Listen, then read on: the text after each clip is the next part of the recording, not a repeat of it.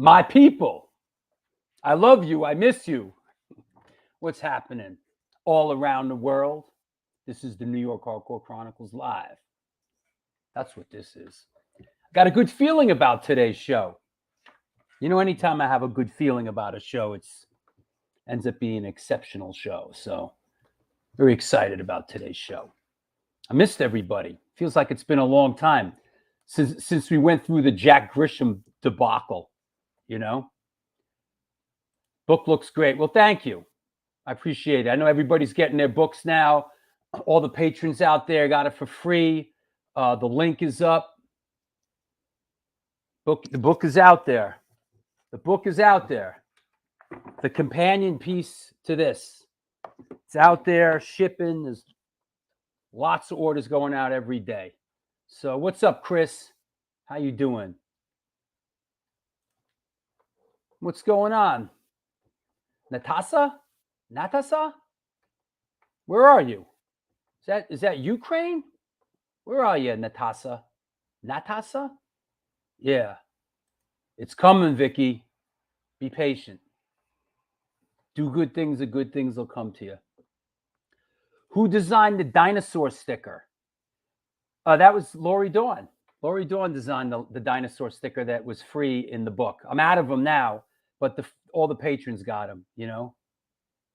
Yeah, the book does look good next to the first one. It does, see? That was the idea, to put them volume 1 and volume 2 together, have some continuity. I'm all about continuity in this life that we lead. Rich Zola, what's up, man? What's up, everybody? Let's have a great show. Let's talk about music, community and culture, all that good stuff, man. You know what? You know what we're not going to talk about, man? You know, I'll tell you what we're not going to talk about. Tell you what I don't want to talk about. I don't want to talk about that shit. I don't want to talk about Trump. I don't want to talk about politics. I don't want to talk about none of that. We're here to talk about music, the tie that binds us together. Community and culture, baby. None of that other stuff that divides us. Man, I got no time for that, man. Speaking of diversive individuals. Hello. What's going on? Too much. Not too much at all. How about you? I'm doing a show today. Yes. Now I love these Sunday shows. I love when I'm not in the supply box. Yeah, right. Good. Yep. Shelter from 24 hours of straight rain yesterday. Oh man, poured for like a whole weekend. Oh my God. Brutal. Insanity. Yeah. Yep. Happy to be here. Excited for this show. I saw you last night. Yeah, yesterday was an all-day affair. It was a great day. It was a long, great day. But we were supposed to be in the park, but Black and Blue got hit for the second straight rain out. You know. Yep. But and so they moved the park show to the Bowery Electric, and then this here is the after show, which was back in our own stomping grounds, right? Our own stomping ground. Look at that plaque in the background. There it is. Yep. The infamous A7 plaque in the background. Oh, there he is. Hey, Larry the Hunter. Good show last night. Yes, it definitely was. And you know what? Looking at this picture, great to see a nice surprise seeing Dan Nastasi up there with Stigma. You know. Yeah.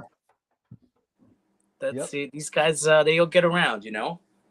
Yeah, it was great being back there. Hey, Larry, did Nastasi make any mistakes last night? I saw him outside. No, I saw him outside. He had a cheat sheet. He was like going over it with Larry right before they played. Did he do all right, Larry? He had the answers written on his hand. Yeah. Here's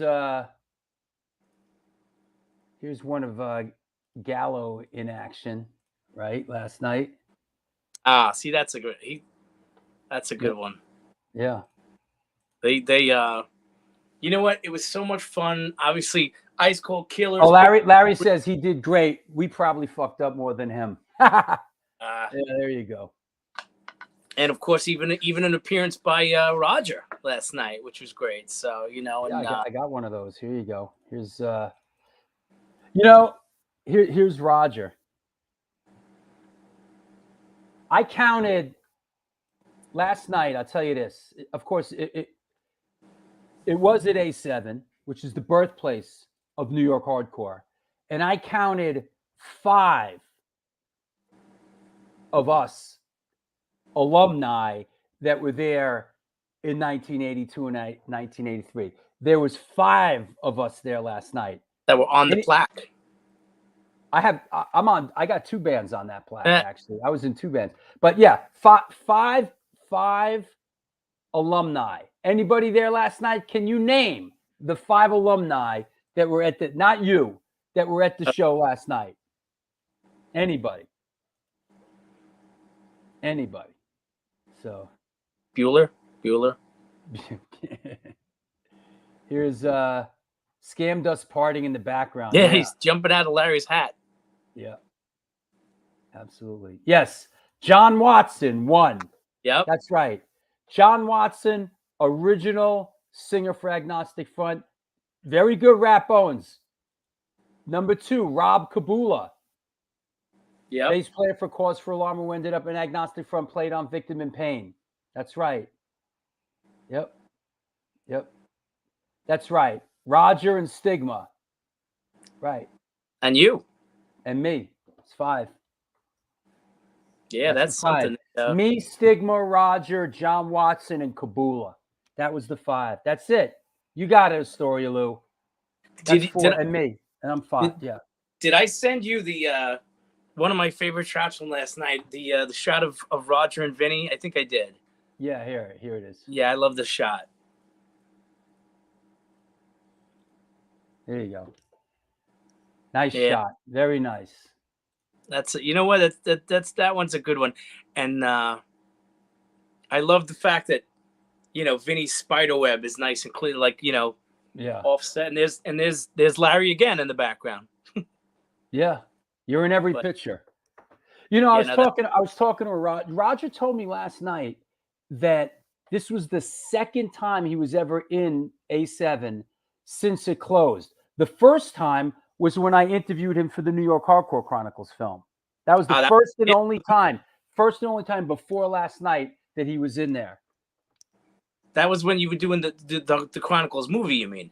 The New York Hardcore Chronicles film. Yeah. Yeah, that's a great scene. That's a great return to the A7. Yep.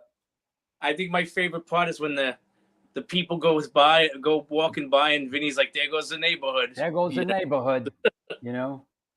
But here's one from earlier in the day. This guy, what a character. There he is. You know what? We got so many great characters in this group. And a lot of great crayons in the box. Yeah. RS70.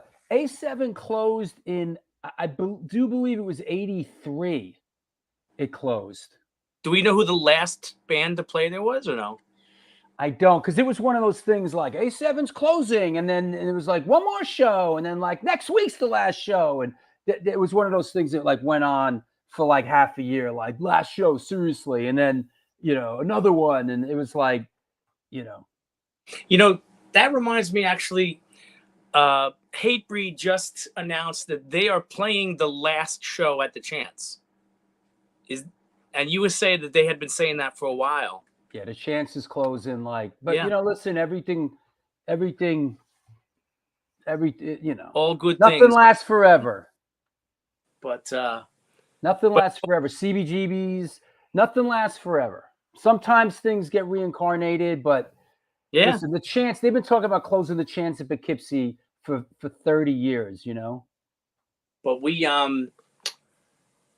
the last show that the A7 show, the last time we were in there was July of 2021, so it's been 2 years. We just can't do shows there. I mean, it's like, it's not all ages.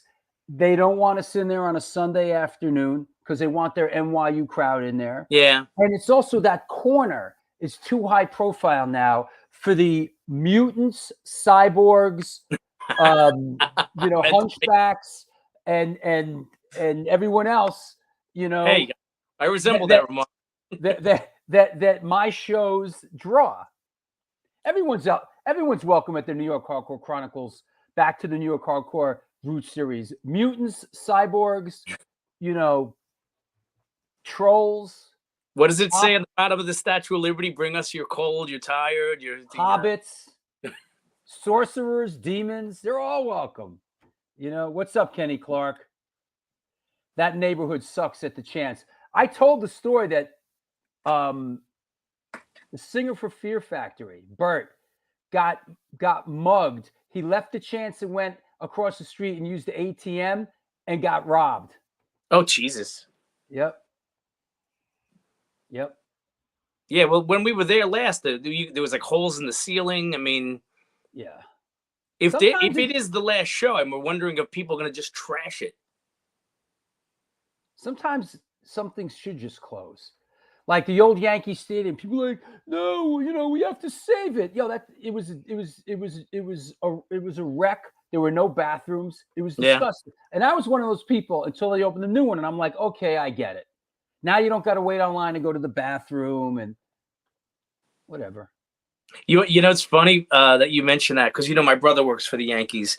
When they opened up the new stadium, he said to me one day, "You're coming with me. They're doing what they call the super flush. Before they open the stadium, oh, everybody flushes the toilet. They get all the people that work there to bring all their friends and family, and you each get assigned a toilet. Right. And then they have someone on the radio. On my count, they flush every toilet in the stadium at the same time. Yeah. To make sure it can handle, 50,000 people. Welcome to the super flush. So, got it. Talk about historic moment. Hey, don't you you have a show? You have a show coming up. Speaking of things that don't last forever, which is really interesting. You, Mr. Serial Poets Guy, have a show coming up at what is the old pyramid. The pyramid finally closed. Yeah. Place, you know, no way is it closing. The pyramid closed and has reopened as Baker Falls, and you're playing there with Rebelmatic and highly effective people, right? Yeah, this is going to be amazing. In fact, from what RB was saying, they redid the place and it's supposed to be really nice. So, and I heard the sound system's great, and just playing with Rebelmatic and highly effective people, it's going to be so awesome. And there's a ticket web up on all our pages and everything for tickets and everything, and it's going to be a great show. It's a Wednesday night. Wednesday night, okay. Yeah, it's a school night. Happy birthday, Nikki Bullets. Happy birthday, Rat Bones. Yes. Wow. You know that reminded me. I grabbed this. The last time that I played the pyramid, but I do think it's the last time. October 19th, 1990. Wow. I played the pyramid. There's the flyer. I made this flyer. This is when you had the rub-off letters. This is from 1990 when Antidote played the pyramid. $7. $7. What a yeah. This is when we were doing the rock thing, you know?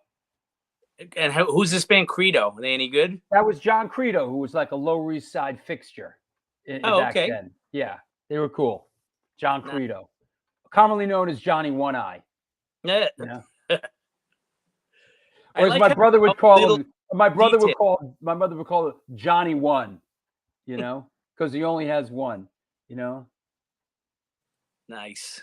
Yeah, Larry the Hunter says the Chance is supposed to still be some kind of venue, but not for rock or heavy music at least. No idea what it's supposed to be. That's what I heard for what it's worth. The only venues that survive in bad neighborhoods are those that cater to our shit. Well, might have to. What's the pick in that flyer from? I think. Listen, it's hard for me to exactly say. Being this flyer, I made this flyer 33 years ago. But I think this kamikaze. I think these are Japanese kamikaze pilots. That makes sense. Before they send off. Yeah, 1990 was a great year for music. It was. Anyway. 33 years ago. Jesus. 33 years ago, 1990. I was talking to Roger last night. I was talking to Roger in A7 40 years ago. The High and the Mighty and Agnostic Front played A7. Wow. Wait, where is that? Hold on. This one's worth. Let's see. It keeps us young. Here you go. This is from 40 years ago at Niagara. Back then it was A7. This is, of course, when I was in the High and the Mighty and when Agnostic Front was kind of just getting going, right? Look at this. The High and the Mighty, Agnostic Front, Psychos, Blood, and Verbal Assault. Wow. And at A7, it was $2 to get in 40 years ago. 40 years ago. Now, is that Steve Psycho on vocals or Billy Milano? I think that was Steve Psycho. No. I think it was Big Rob. Oh. Big Rob from Bitter Uproar, I think. Because that's a classic show right there. Yeah. All right, man. Listen, let's get crack-a-lack and let's bring our guest on, man. That's it. All right. Don't get lost. Don't wander off into traffic. All right. I won't take any candy from strangers. Especially out in Long Island, man. Even if they have a van. Yeah, right. Don't get in any vans, young man. All right, I'll talk to you later. This is the one, the only, often imitated, never duplicated, New York Hardcore Chronicles Live. We are sponsored by New York Hardcore Comics, The Organic Grill, DTFM Vinyl Distro, Generation Records, 126 Hardcore Clothing, Upstate Records, and the Texas Silver Rush. They're a jewelry design firm and boutique store located in the birthplace of the Texas country music scene in Fredericksburg, Texas. They specialize in working with musicians in all music genres to design and create unique one-off pieces, as well as to style them for stage, album covers, promo photos, and social media exposure. Their client list includes Rock and Roll Hall of Famers Greg Rollet, Ringo Starr, and of course, Agnostic Front. Information and online sales are being taken at their Facebook and Instagram pages, and of course, www.texassilverrush.com. Come on now, Upstate Records. They're a New York-based DIY independent metal and hardcore label. Go figure. Founded in 2017, they broke into the scene with their inaugural 26-band compilation, and since then have churned out over 80 releases in their brief 5-year history. Out now are new releases by Mark Rizzo's band Revenge Beast, Carl from Earth Crisis' new band Freya, Fury of 5, Angry Corpses, and a few more surprises in the works. Check them out and a whole lot more at www.upstaterecordsnewyork.com. Use the code STONE10 and get 10% off. Help me help you. That said, let's clear the deck. Let's make sure nobody's killing each other in the Drew fix stuff with Billy Milano. There's nothing to fix with Billy Milano. I don't want Billy Milano on the show ranting and raving, about all this inappropriate stuff. I don't need the heat. I don't care for it. I don't want to hear it. Honestly, don't want it. Don't want it. Don't need it. Don't need the bad attention. That said, let's clear the deck. Let's bring on our guest.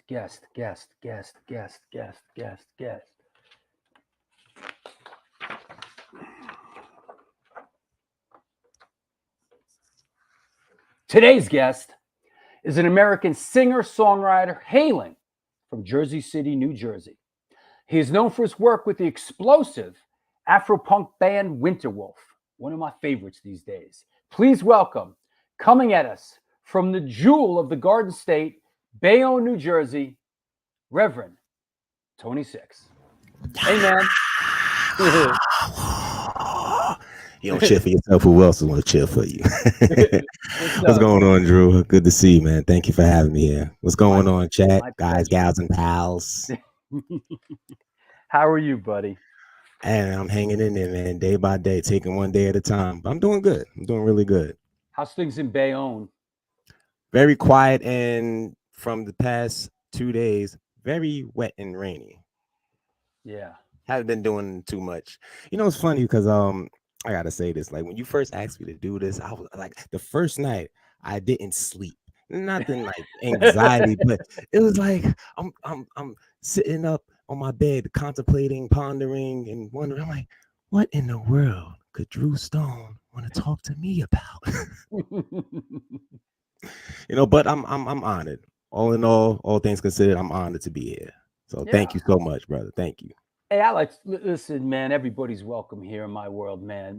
It's like, and I've said that I enjoy speaking to everybody, whether it's Lars from Metallica or some kid that's just starting out. I mean, it's just what I do, and it's just what brings me joy. So appreciate that. Speaking of Bayonne, when I think of Bayonne, I think of Muhammad Ali. And of course, Chuck Wepner, who is known as the Bayonne Bleeder, who fought Chuck Wepner fought Muhammad Ali, and a lot of that story is what Sylvester Stallone based Rocky on. Absolutely, yeah. I read that because he was like a knockaround guy, and and he knocked Ali down in that fight. Yes, he did. And also, I forgot which season of The Sopranos was it? Oh yeah, they shot. It was a bridal store. It's permanently closed now. I think they closed down during the pandemic. But just had to bring that up. Yeah. Zero to Hero John. An old flame was from Bayonne many moons ago. Okay. Oh, that's interesting. Right. Listen, Bayonne got them all. Don't. For such a small town, I'm shocked. I only lived here for 10 years, and I'm like, wow, it's very, very small. You hop, skip, and jump, and you're already in Jersey City and Staten Island. Yeah, is that right? Clem Burke from Blondie's from Bayonne. I did not know that. Neither did I. See, you learn something new every day. That's a guy I'd love to get on the show. Is Clem Burke, man? Why not? He's love to get him on. So let's chop it up a little bit. Let's get down. Yes. All right. All right. So, how did you come up? Did you grow up in a musical household?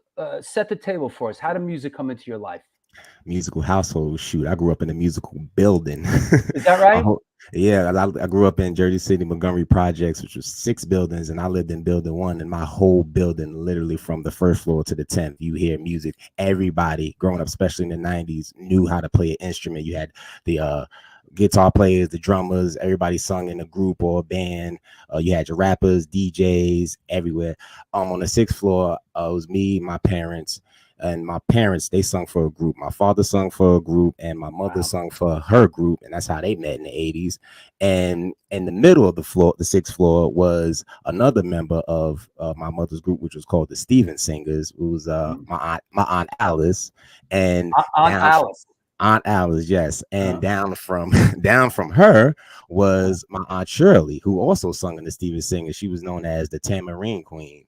Wow. Yeah. And so this is Montgomery Projects in Jersey City, New Jersey. Yes. Mm-hmm. Isn't that where Kool and the Gang is from? Yes. Most of the members grew up in Montgomery Projects, and they went to Lincoln High School, I want to say, in Jersey City. Yeah. Yep. Wow. And also, I can't forget, because I know she's watching. She'll kill me if I didn't mention her. My auntie, my oldest aunt, the last aunt that's living, that's singing. She grew up and she was on the 9th floor of Montgomery Projects. Yeah. So like the whole group basically was together. So music was just in the air, in your blood. It was a constant. Big part. Both sides of my family. Both sides. My mother and my father's side. And your mom sang gospel, correct? Yeah. Yes. Yeah. That's my heart right there. Wow. Tell us a little bit about your mom and her career and sort of gospel roots. I mean, I wouldn't be here today if it wasn't for this lady right here. Gospel roots. She started with the Stevens Singers around in the early 80s, and ever since then, like, she grew up to be a force in the group, and she taught me mostly everything I knew. And like her meeting my father was like the cream of the crop right there. So I still have lots of videos that I didn't. It's funny because like you don't really recognize how powerful someone is when it comes to music until they're gone for the most part. Mm. So I had, my father used to record a lot of concerts, and for like from the 90s and before I was born, the 80s, and I still have those to study. Like I study my mother daily, I study my father daily. Yeah, that's us. And yeah, I just like, just my aunts, like they were killers on the stage. And I'm not just saying that because they're my blood and they're my aunts, but they were killers. Like I've heard stories. You ask anybody from back then that frequented those churches that they played at in schools, like most people were scared to come behind the Steven singers because of impact that they left on the stage. And I see it in the videos. I'm like, oh my goodness, like wow. Yeah. I wouldn't even want to come after that. Seriously. And then my father's side, I had a lot, my grandmother, my great grandparents, like from music to dancing. Like my cousin she's a extraordinary break dancer. Like she does moves. I'm like, how does she do that? So both sides of the family are very, very skilled in music. And now so tell us, is that a shot of your dad behind us? Yeah, my dad and my uncle Oki. Yep, that was at their anniversary in 1988. And my uncle Oki, he also Is played your dad playing guitar or bass? bass, and my uncle Oki's playing guitar. He also played in my mother's band as well. Your dad looks like he's playing a righty guitar upside down. Yeah, because he was a lefty. He was a lefty. Both of them were lefties. Yeah, no, but at first I thought maybe the picture was flipped, but it's not, because you could see the logo on the amps. Yeah. You know? Yeah. So, wow, look at that. He's playing what looks like can't tell him. It looks like a Fender. It was a Fender. It was a Fender, yeah. But he's playing, but it's a righty guitar upside down, I guess, strung upside. Just like Jimi Hendrix, right? Yeah. Oh my God. Yeah, he took after Jimi Hendrix a lot. It was because of him that I know who Jimi Hendrix was. Sure. Yeah. And speaking of that, it was 2003 August. My father had this, and this is how I discovered Jimi Hendrix. Come on now. Mm-hmm. Come on now. Yep. You found that. I was like, oh, what is this? I never forget. Summer of 2003. I was like, oh, what is this? And I put it on. I was like, my life was changed. I'm like, I don't know what I'm listening to. That record was a huge, huge influence on me as well. I mean that record, yeah. Yes, and like in the household, my father has so many tapes from so many genres. I remember like the first like rap song I ever heard was, I don't know if y'all know about that one. Yeah, of course. That's the first rap stuff you heard? That was my introduction to hip hop. It came out in 1990, but I didn't hear it until 1996, Christmas of 1996. You know, the Jimi Hendrix stuff, to me, it like transcends all space and time. You know, it's like I'm a big Jimi Hendrix fan. Like I was just listening to they just released something the other day, the Band of Gypsies first show from Fillmore East, just the first show, and that was never released in its entirety. And I burned the disc and I listened to it in the car. You know, where I do my serious listening. You know, like I do my in the car. And Jimi Hendrix, man, that cat transcends all space and time. Like Absolutely. It's just incredible stuff. You know. Yeah, and it's crazy. It's funny because I used to see, you know what? You might not believe this. I used to see Jimi Hendrix in like he used to be in cartoons, and I remember I first seen him was like in Celebrity Deathmatch. I don't know if you or any of the viewers here remember Celebrity Deathmatch. Yes, of course. But it was an episode he made a guest appearance. I didn't even know who it was, but somehow I remember when I found the Electric Lady album. Yeah. Also, he was in this no, he wasn't in it, but I remember it was this cartoon called The Dinosaurs. It was like early 90s. And one of the main characters that got fired from his job, and he went to go see his boss, and his boss had got fired, and he was dressed as a hippie. He was singing Purple Haze. Like, excuse me, why not against that guy? I'm like, And then I heard Purple Haze a month after I found the Electric Ladyland. I got Are You Experience. And I'm like, oh, I remember this from that cartoon I watched back in the day, The Dinosaurs. So very, very remarkable. Yeah. Is there like gospel is like an umbrella term? Is the sort of gospel that your mom's saying? Is there a way to further define it? Quartet gospel. quartet gospel. It's like it's Right. different traditions of gospel, but mostly my parents, they grew up and they're singing in the choir. But when they got their bands together in their prime, Right. it developed into a quartet sound. Like So, quartet is so, like, so quartet gospel is just 4 people singing. well, it could be 4 or 5, sometimes 6, you know, and Okay. the instrumentation in the background that's just driving force. Sometimes you Yeah. have a keyboardist. And you Yeah. know, it's different variations of quartet. Like people, especially nowadays, people with the groups and like different members.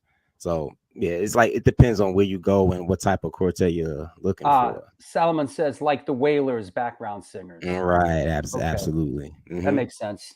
Sure.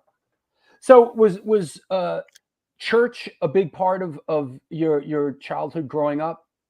Not really. We never really went to church like once in a blue moon. Only time I went to church was to see my parents sing. Right. As I fell in love. Like I was never really 100% religious. Like I do believe in a higher power, but like one thing that drew me to gospel music was like when they would start hitting hard, those fast driving songs. It just sounded like rock and roll to me, and I was like, ever since I was a child, I used to say like, this sounds like rock and roll. Even before I knew what rock and roll was, the early version of rock and roll was my father playing Funkadelic in the house. I didn't know, like I'm a child. I'm around 4 or 5 years old, and my father's in the living room. He had a big, humongous stereo. He's playing Funkadelic, George Clinton. He's playing Prince. I don't know what I'm hearing. He's playing Motown. I don't know what I'm hearing, but I love it. My first introduction to Motown was "How Sweet It Is to Be Loved by You," Marvin Gaye, 1994. Ever since then, I was like, open my eyes. So it's like I hit something for the first time. It's like I want to know more about it. Where does it come from? What are the origins and all of that, and go from there. Well, you know, come on, gospel, blues. These are the building blocks that created rock and roll, and these are the building blocks of just music that we know. That, you know, rap music. Yeah, I mean, it's all, you know, and all correlated somewhere. You know, I'm a little. I know that the word Americana is a little sketchy these days, you know, but in a certain way, I mean, to me, in a certain regard, it's Americana. It's blues, gospel. It's all part of absolutely, doo-wop, all of that. Yeah, absolutely. So, when did you start? Did you aspire to be a singer yourself? Who were your early? I mean, other than your parents, and what other who else influenced you? What other singers did you really influenced you?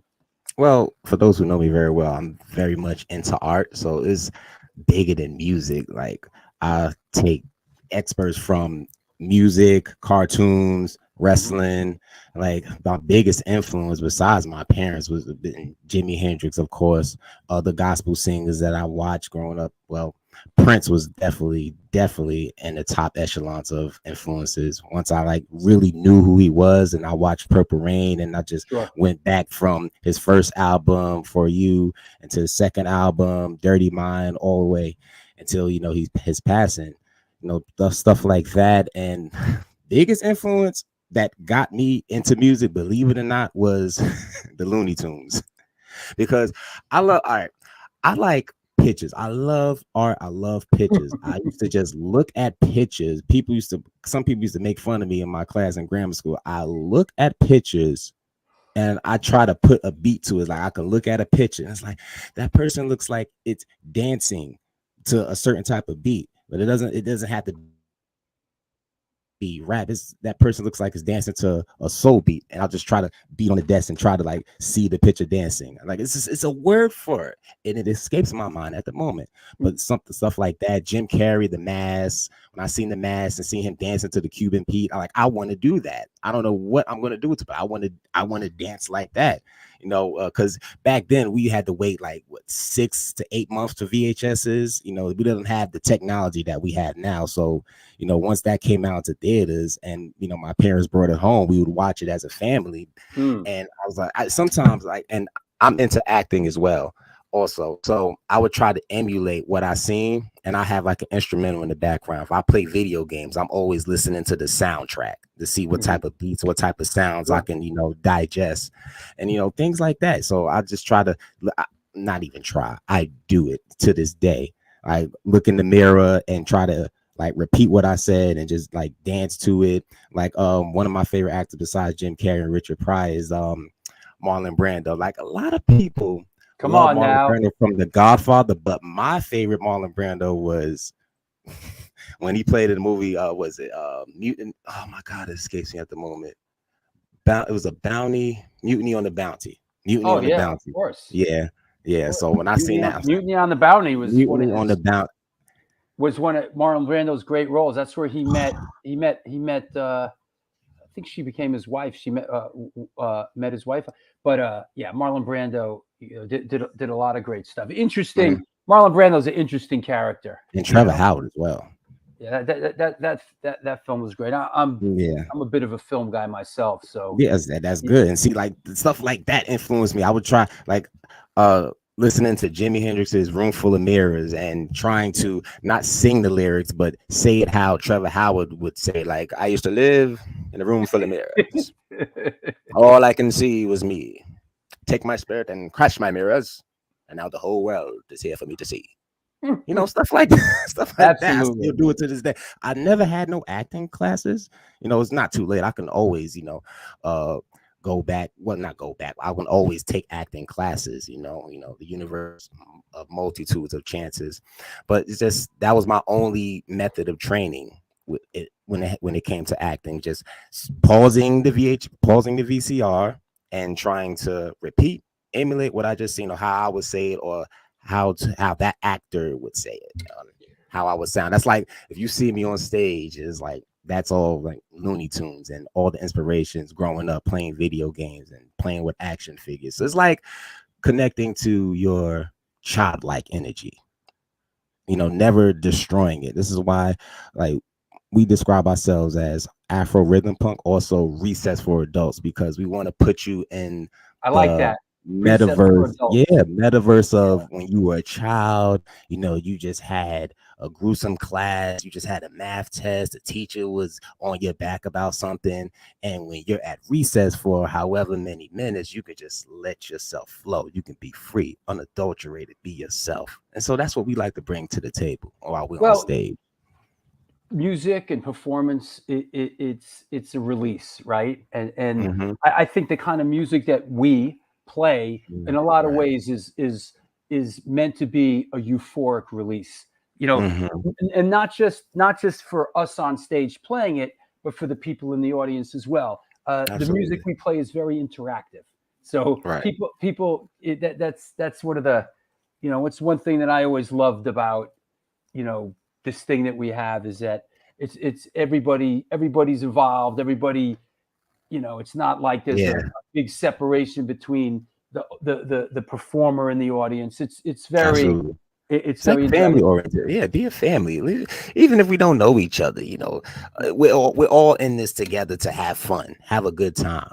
Theoretically, yes, that's true. Because you think about it, you can't really, you can't all the time go to your significant other, whether it's your husband, your wife, girlfriend, sister, brother, your father, your mother, and tell them how you're feeling or express how, the things that's been plaguing you. So you go to these shows and you relate to certain people like you.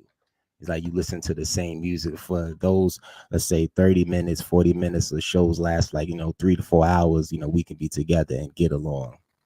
Yeah, and community, yes, exactly. And for me, in a big sense, this show it does that for me, just to connect with this. There's a lot of bad about the internet, but being able to do the show is not one of them in my world. It has enabled me to interact with a worldwide audience, and it's really great and connect with people around the world. Creech told me that one of your big musical influences was Freddie Mercury. Absolutely, of course. Yeah, of course. I thought that was pretty cool. Yes, so I started doing yoga a couple years ago because I wanted to do certain moves that Freddie Mercury did, like bend over and leg stretches and stuff like that. But yoga is actually helping me in so many ways that I didn't expect, like mentally. I'm like, wow, Yeah. all right. Because it's not easy doing stuff like that. Certain poses, certain stretches. For those of the people in the chat that does yoga,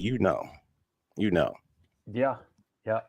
Let's talk about Winterwolf and sort of the timeline.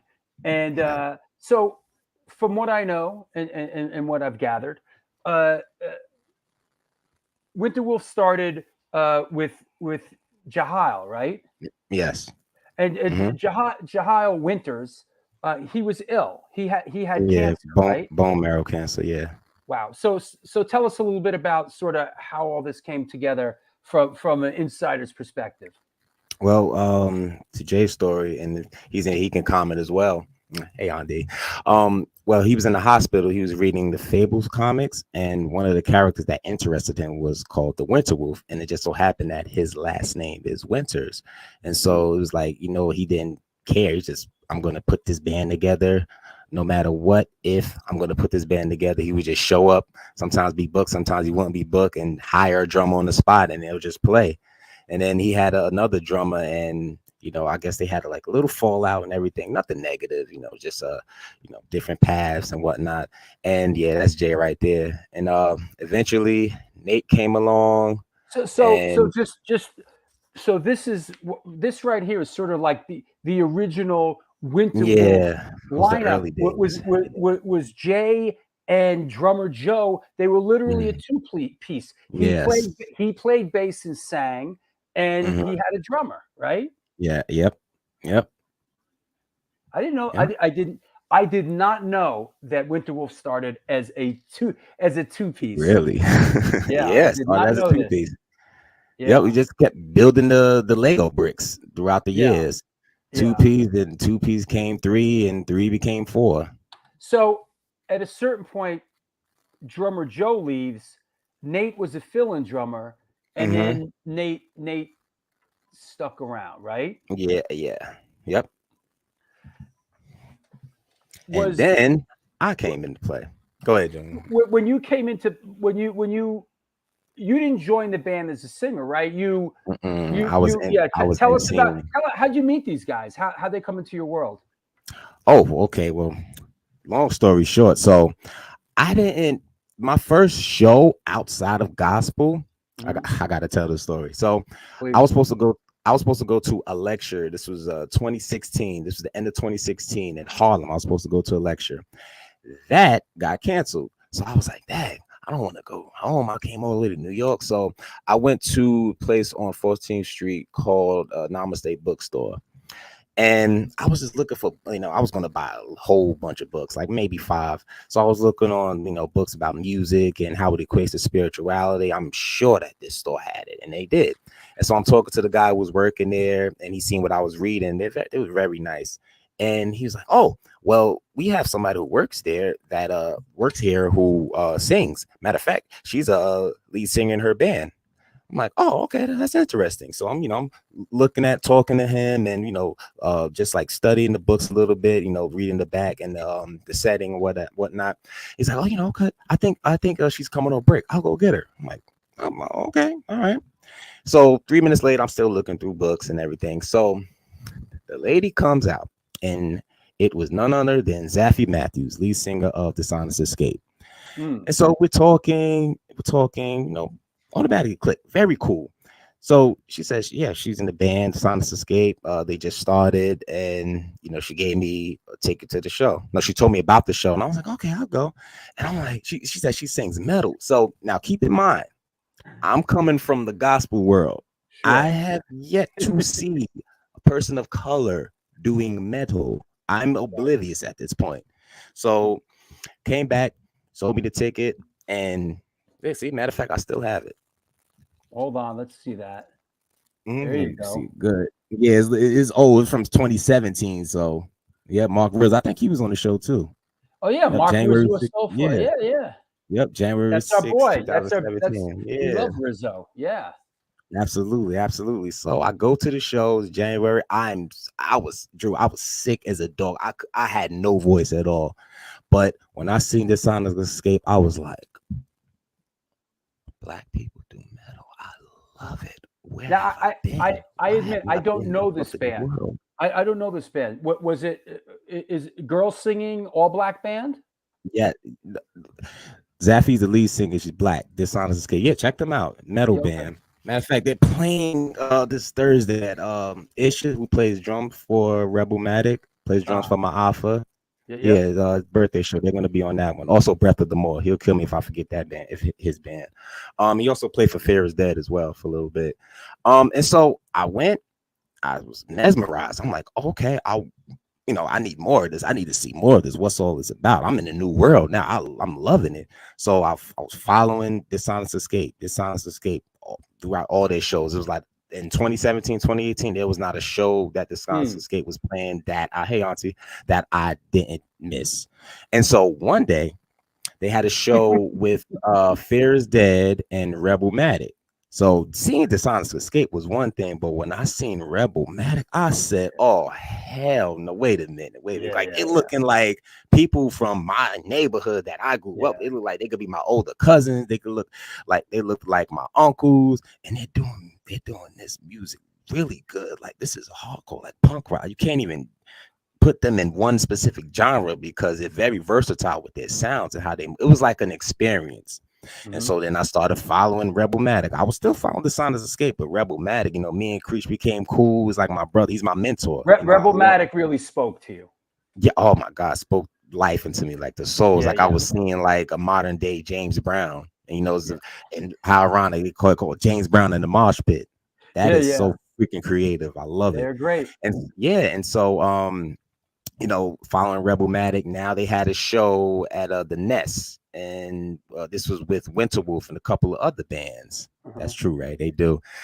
So I was like, and I've seen Jay, and I'm like, they were a two-piece. I'm like, oh my goodness, wow. So it's like now everything is coming. Like I seen a black woman in the metal band. I'm seeing Rebel Matic. Like my uncle was in the hardcore band, punk rock, hard music. Now I'm seeing this brother Jay. I'm like, wow, me and him became cool, hit it off. And so then came the Max Fish era.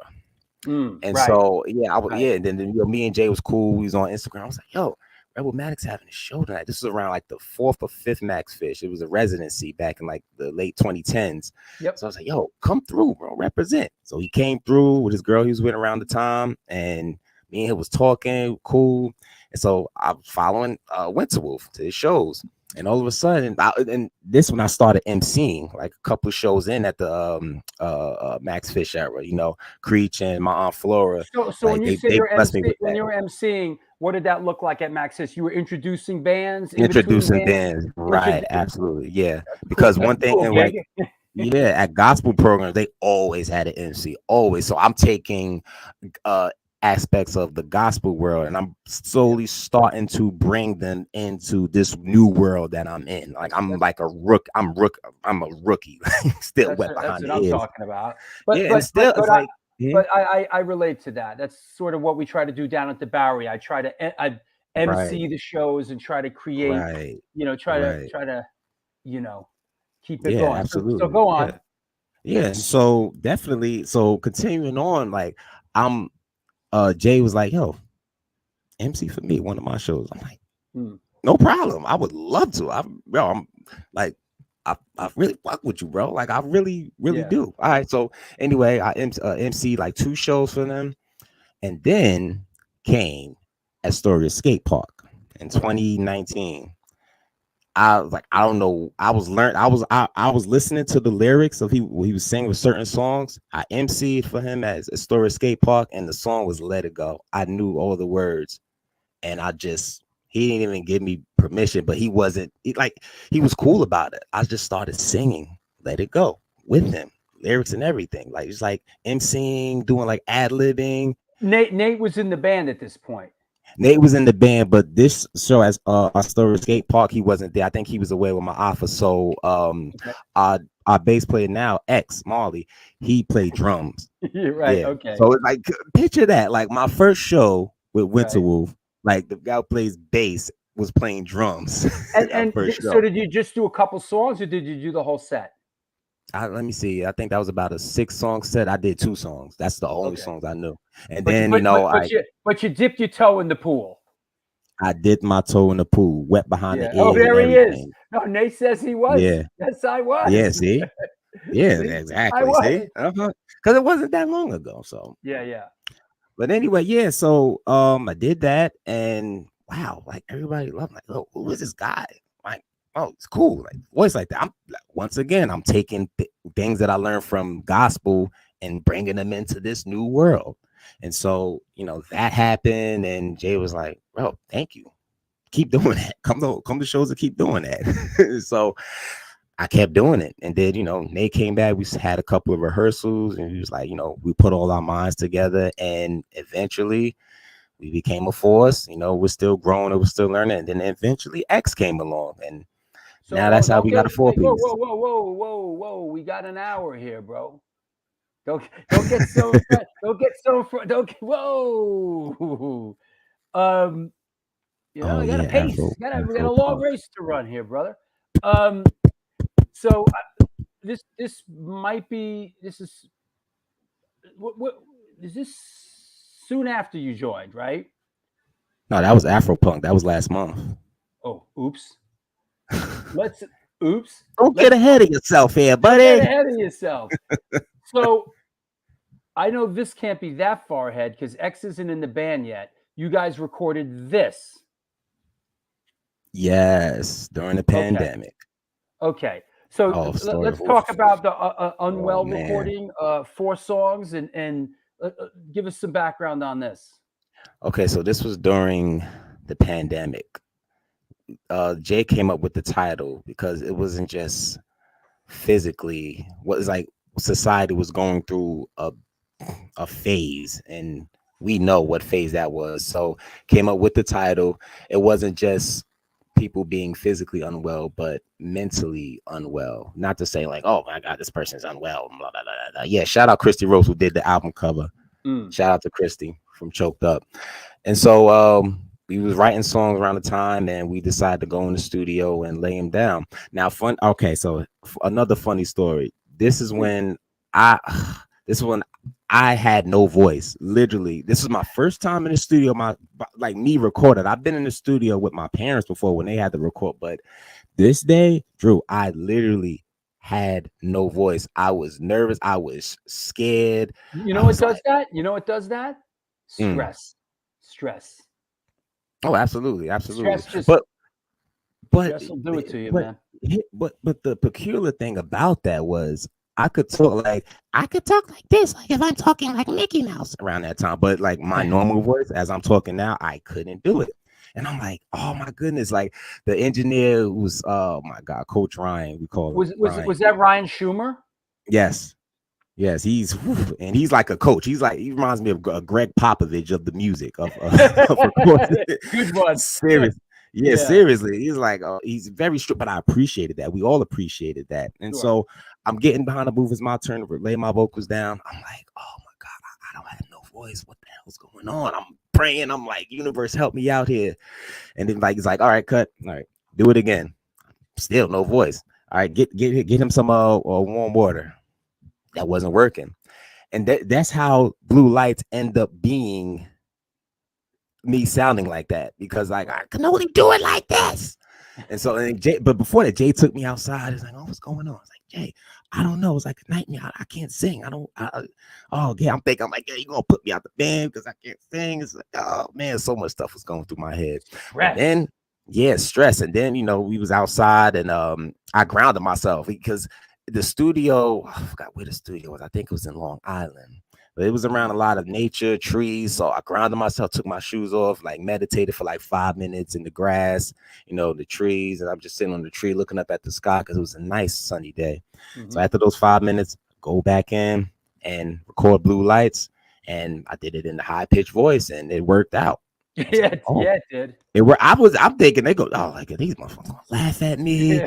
Oh my God, this album's never coming out. And then they look, I'm like, they're like, keep doing that. I'm like, oh, okay. So yeah, that's how Blue Lights ended up sounding like it does today. Good stuff. I saw that. So it was released on well, Academic Punk Records. It was on CD, but I noticed this version or this release of it, sort of like the eco-friendly. Eco-friendly, yeah. Explain what this is. Well, the person whose label we was signed to at the time, it was his idea, eco-friendly. So I don't know much about it. We were expecting, you know, regular CDs in the covers, but he decided it would be a better idea for eco-friendly releases of the CDs. Mhm. That's all I can honestly tell you. I guess it. Yeah, you got me. Because CDs Yeah, we weren't aren't. expecting it either. Yeah, CDs aren't eco-friendly. Yeah, that's what we were all saying. We was like, oh, okay, well, I guess that's what he wants to do, and they were selling too. Yeah. Are you happy with the recording in retrospect? Oh, absolutely, absolutely. Because like I said, I was scared to life. I'm like, oh my goodness, I'm thinking this is it. I'm thinking I had some type of sickness or illness. I'm like, okay, I got to go to the doctor. But then it turned out to be greater than what we expected. Yeah. Yep. And that was 4 songs, right? Yeah, 4 songs. Yes. Mm-hmm. Makes sense. Yeah. Yeah. That said, let me see what else I got. You know, I want to talk about, like, I've seen you play a couple of times, and then I saw you play with this guy, and you guys went to the next level. And like, this guy is really bringing something to the party. Like from where I was standing, and you know, like, this guy really. The elevation. You guys really got something going. This guy's a secret. This is a special ingredient. This is a secret sauce. Who is this? Who is this? And you know, what are his superpowers? That is X, aka Marley. Superpowers is great creative. He's going to Hollywood soon, and that's an inside joke. X knows what I mean. But yeah, X came along. So he was like following us. He was a big supporter of us always. Like I said, he was the drummer of my first show, Winterwolf, and you know, he's been very fluent on bass. And one rehearsal, we invited him, brought his bass, and came up with a lot of ideas. Me, Nate, and Jay looking at each other like, this could work. That bottom, yeah.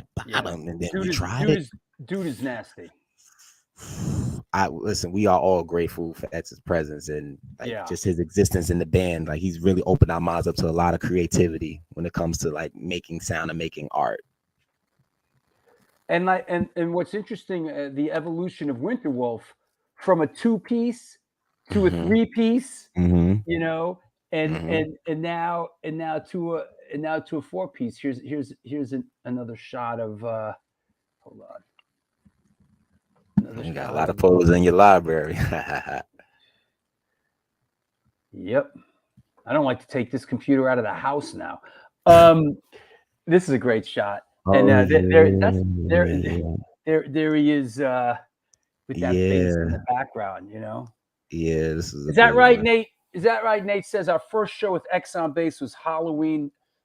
Oh man, yes. Oh, yes, it was. That's a year ago now, basically. I mean, that is, yeah, it was in October last year. Yep.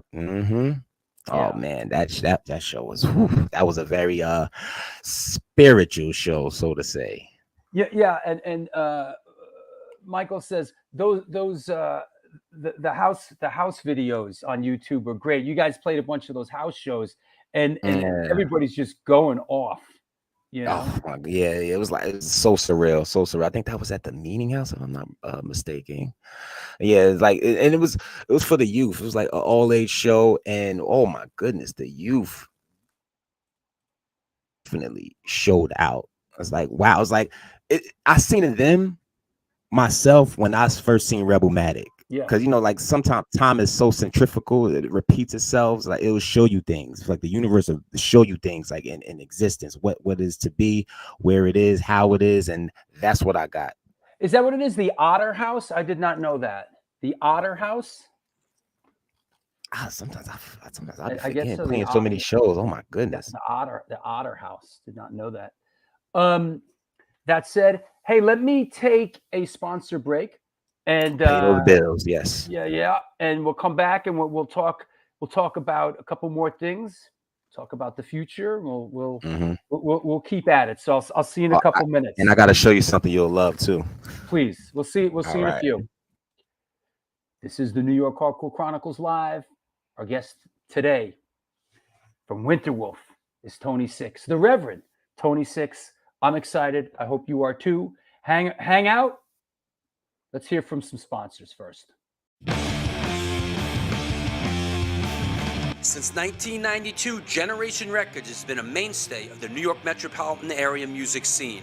Today, they offer a diverse selection of new and used rock, jazz, indie, hip-hop, punk, hardcore, metal, blues, soundtrack, and reggae LPs, as well as t-shirts, posters, and other merchandise.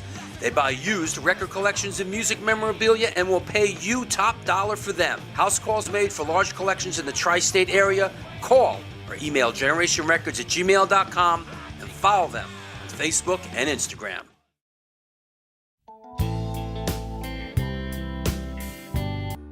Hey guys, Vlad from Organic Grill. As you can see, we're in a new location on West 3rd Street, right by Blue Note and Comedy Central. The place is bigger, kitchen is bigger, we have more varieties, more food. We are looking forward to treat you guys with great dishes. All Hardcore Chronicles, welcome to Organic Grill. We are going to serve all the events as we usually do, and we are happy to see you guys.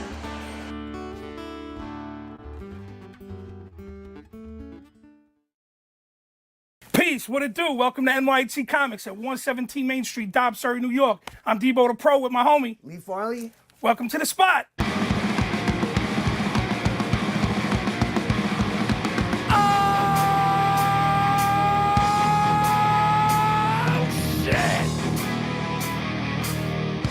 Specializing in yesterday's and today's comic books, rare CGCs, toys, collectibles. Got skateboards, old school tapes, Magic the Gathering, Warhammer. Video games, original art pieces by your favorite New York City and worldwide artists.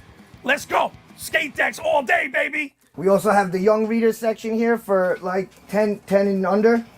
Pops. People love the Pops. Star Wars! We are New York Hardcore. We always rep the scene. Let's get it on.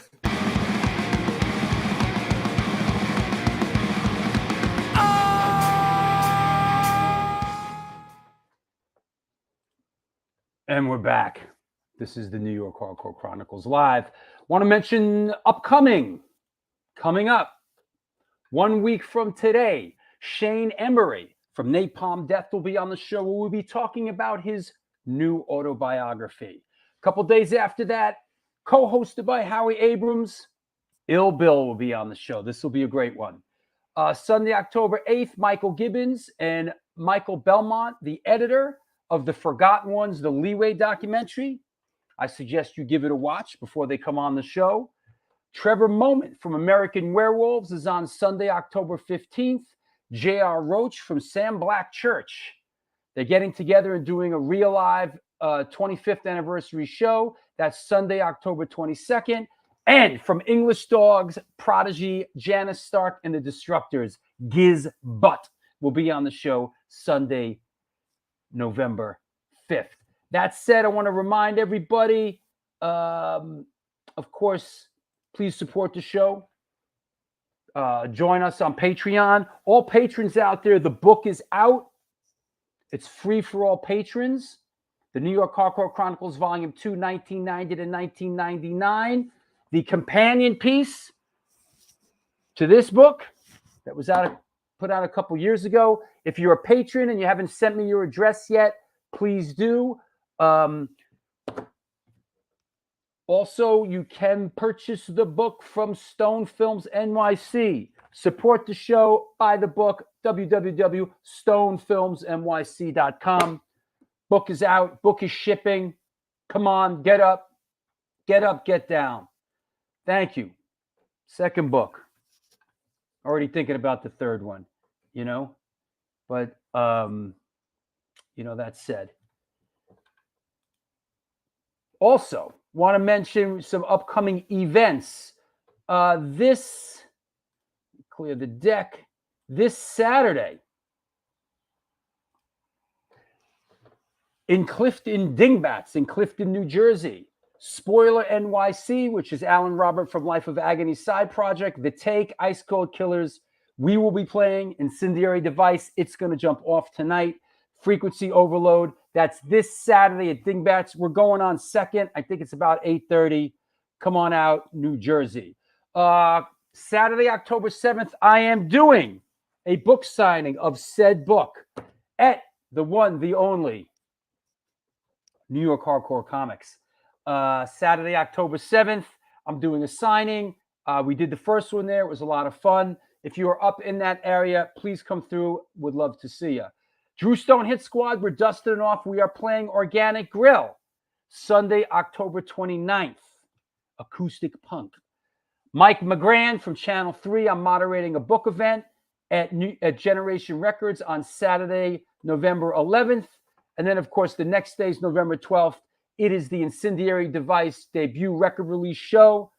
Rebel Maddox on the bill, The Craze, Cortisol, and Pembroke. We are playing after Rebel Maddox. You know what that means. A game is a must. Women of the Pit here and now at an art and photography exhibit happening at C-Squat. That's starting up on November 17th. And, of course, the Holiday Slamboree is Sunday, December 17th at the Bowery Electric. Free, all ages, Sunday matinee on the Bowery. That said, what else do I need to mention? Want to shout out my latest patrons, Evan O'Brien, Alan Sparrow, Joseph Halleck, and Tim Horrigan. Listen, always in need of your support. That's why the show has been going for 3 years now. People support it. Thank you. Become a patron. Is it a $2 or $5 tier? Get the book for free. Get special content. Get a lot of love. Be appreciated in this world. There's the Patreon page. Please support the show. Support the show that supports you, right? That said, yes, no redeeming social value. That's right. Thank you. Support the show. Yeah, that's right. I saw that. The Avengers are touring Japan with Channel 3. That's pretty cool. That's a pretty cool bill, actually. Very cool. That's right. That's right, Debo. This is a good one. A lot of fun. October 7th up at New York Hardcore Comics. Hey, Brooke. What's up, Brooke? I saw that you went back to the Silence of the Lambs house for the first time since you filmed there. That looked pretty cool. Yes, our friend Brooke Smith, actress. That looked really interesting. And I'm sending you both books, Brooke. They're going out very soon. And thank you for supporting. Appreciate it. That's right. This is the show. This is the glue that holds the scene together. Well, let's not get crazy, but we're some of the glue. Got to stick together like glue. That's right. That's the old original A7 Mosh Crew right there, sticker, handmade. Okay, that said, let's bring our guest back on. Reverend Tony Six. Hey, man. And we're back. Hey, we're playing after Rebel Matic, bro. You know, like I said the crease for a long time, bro. I feel bad for anyone that has to play after you guys. Oh, absolutely. They bring it all the time.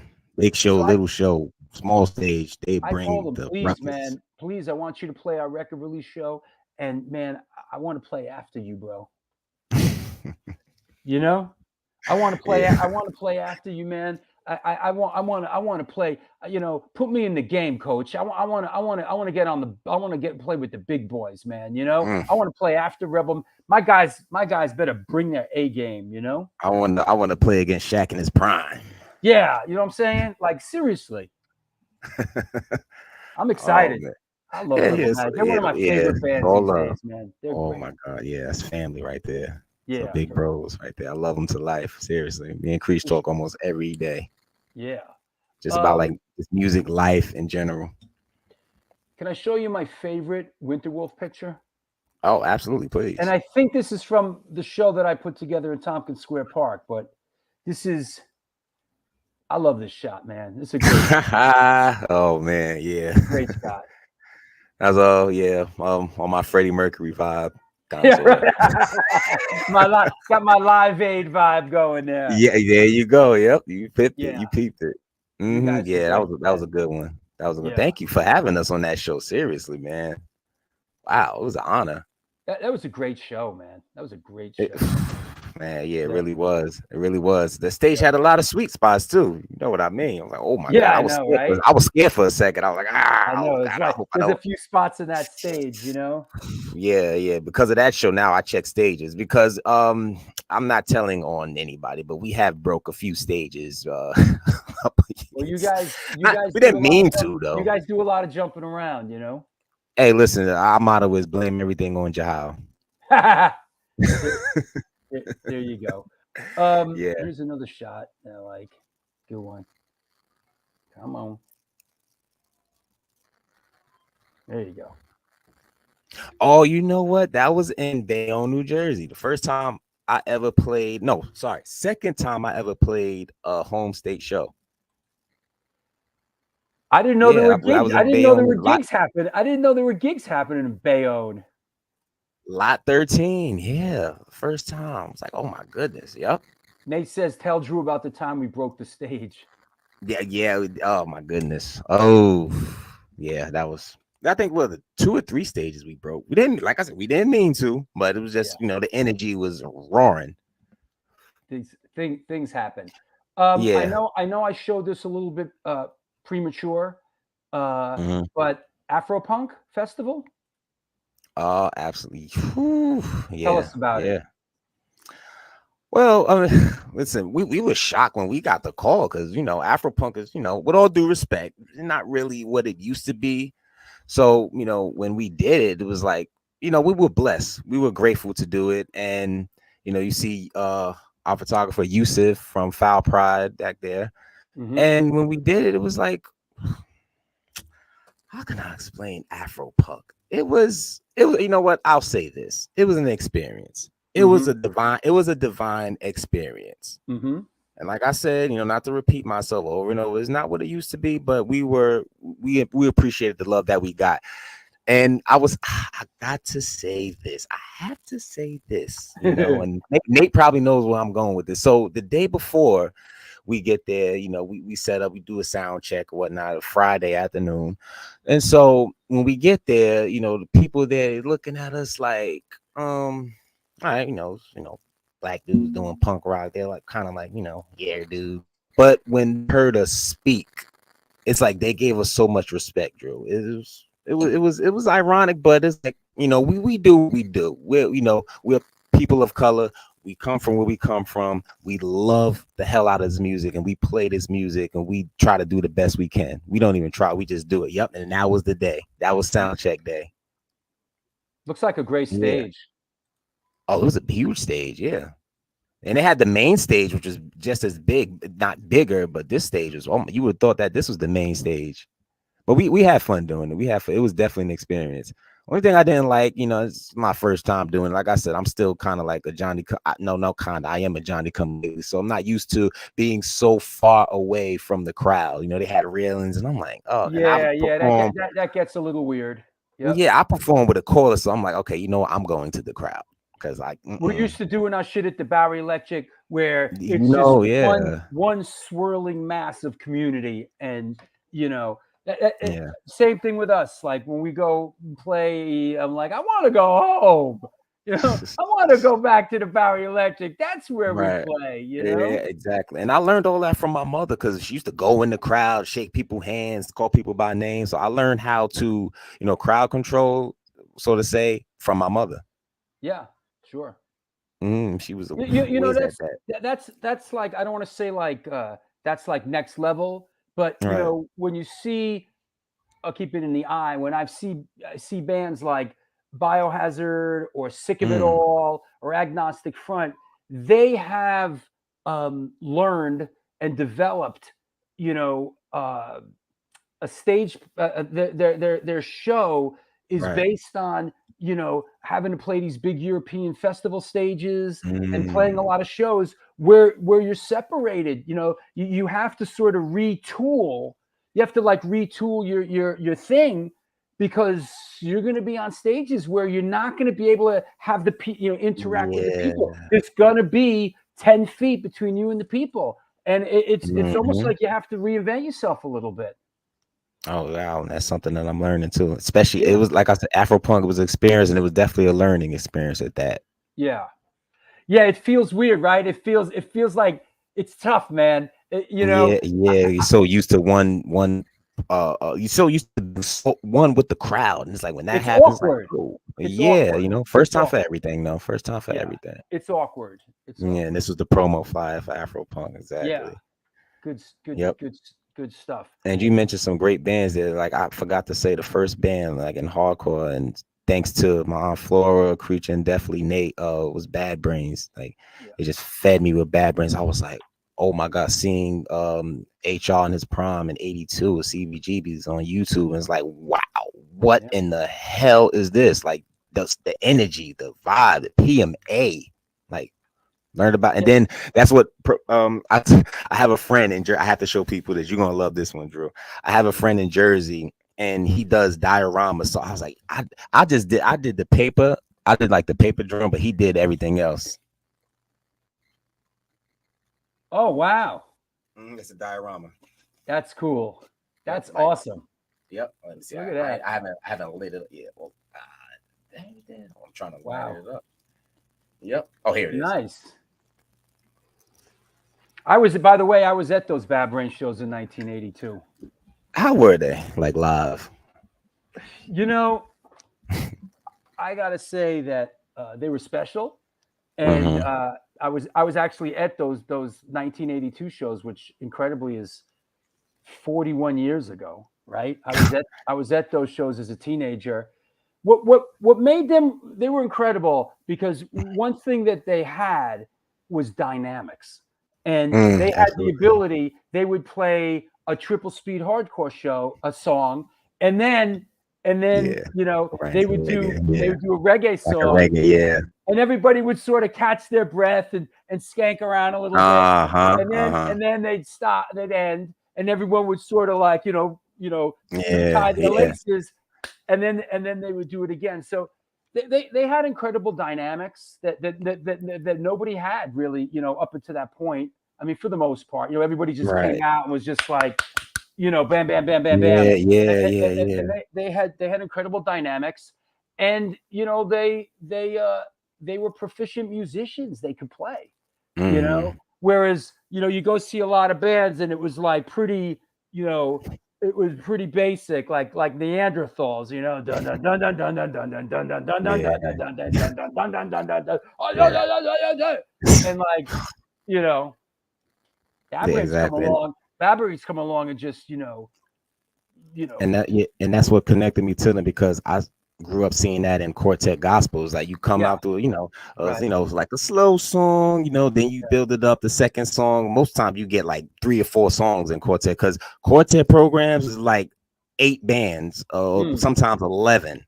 They're like, so sometimes like me and Nate joke all the time, like if it's like a bill with a lot of bands, it's like, it's like a quartet program or something, jokingly. But it's like getting back to Bad Brains, like how you explained their dynamic. I grew up seeing that in quartet. It's like let everybody catch their breath, and then here comes the hardcore shouting and running around the church, and it's like I see the same thing, mosh pits, 2-stepping.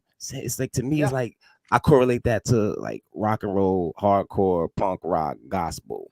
Like the roots. If you watch all the videos on YouTube, it's like basically the same thing. Yeah, it was there was an incredible moment there. 1982 Bad Brains, they were incredible. But I think there's a lot of people go on about the back in the day and all this, and I was there and all that jive, and I don't really subscribe to that because I really feel like these are the good old days right now, and it's just like sure, sure you want to acknowledge the past and the roots and all that, but it's important to be here now, as we say. And that's what Creature and I talk about mostly all the time, just staying in the present. You can't predict the future. We have more time behind us than we do ahead of us. So we're just taking one day at a time and enjoying the present because you never know what tomorrow could bring. And there's exciting stuff happening musically. Absolutely. Absolutely. I was thinking, this is just, it's just interesting. And this is sort of in a, that's right, Flora. These are the good old days. That's the way. That's how I live my life, honestly. And this is coming from somebody that was there. I was there with the Bad Brains and Minor Threat and the Misfits and SSD Control. These are the good old days right now. Right. I was thinking about. We're going off on a tangent here, but the Afropunk thing and the Afropunk label. Or whatever. And I was thinking, about, I guess, early on in hardcore, and we're talking about 1982. When I came around in 1981, it was predominantly a white male thing going on. And, that's just, in a lot of ways, that's how the chips fell. It was just, that's what it was. I mean, there was people of color, there was a couple here and a couple, but initially that's what hardcore, you think of hardcore, you think of early American hardcore is like a bunch of white male dudes going off, and I was just thinking about, the Afropunk, I guess in a certain way, it I don't want to say it separates, but it's a distinction that because we're not a hardcore band, and hardcore is such a sort of such a big umbrella to be under. I just sort of made that observation that this is the world. This is things evolve, things change. And it's a good thing. Yeah. Because even with me back in the day, I've listened in high school. I would say listening to rock and roll and listening to a little metal and the culture that I come from. And I'm pretty sure many people of color have experienced this. It's when you're listening to a certain type of music that's not rap, hip hop, R&B. Yeah. It's what are you listening to? Why are you listening to that stuff? Sure. It's it's the culture that we come from. It was like that. So I understand what you're saying. Yeah, no, and yeah, absolutely. And I think that's part of it. And you mentioned the Bad Brains. The Bad Brains were incredible. They were an anomaly. I mean, and Michael keeps mentioning the band Pure Hell. Pure Hell was like the original. They were really like the first, black punk band. They were there early on, but what about Death? And Death as well. Somebody mentioned Death, but I'm sort of keeping it in a regional New York sort of thing, But yeah, Death was a big part of it too. But yeah, I mean, it was a bit of an anomaly, but I think that's just the ebb and the flow of culture, and I think that it's interesting. Looking at your shows and the audience of your shows and in the audience of other shows, it's there is a lot of segregation that goes on. There's 4 different hardcore scenes in New York. It's weird because it's weird because there used to be one. But now you have all these kind of different hardcore scenes, and yet they don't. In a lot of ways, there's very little overlap. So it's really interesting what's going on right now.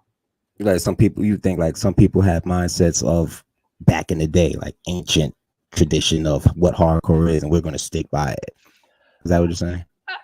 I think that people kind of, in a certain regard, people, they they stick with their tribe, so to speak. And I'm not presenting that on a racial level. You know what I mean? I got But got just you. sort of like their sort of their peer group.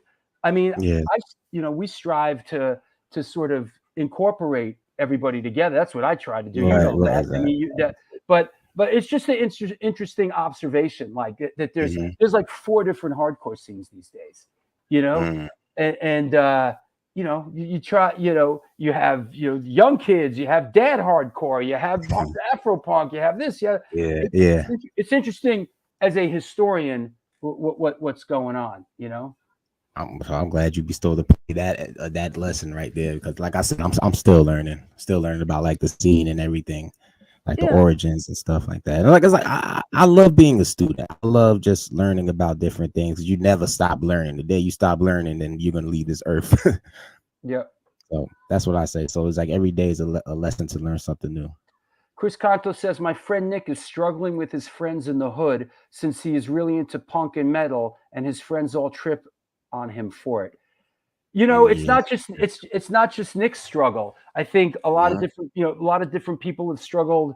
I mean, you could swing it around when with Yeah. hip hop, and Mhm. when white people were getting into hip hop, or Eminem or the Beastie Boys, Yeah. or early on. So it's a common theme, but it's interesting. It's interesting. Before, it's too bad we're not going to be around in 100 years when everybody's assimilated into one Oh clan. God. It's like, hey, what's I up, used to D-man? How you doing? Hope I you're used to feeling all tell right, Gary. Yeah. I used to tell people this like in mid 2010s.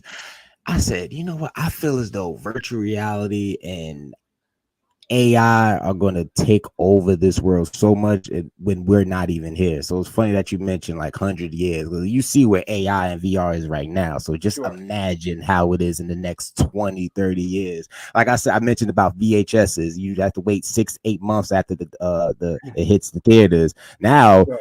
it's on streaming services in about 3 weeks after it hits the theaters. Yeah. So Yeah. Absolutely.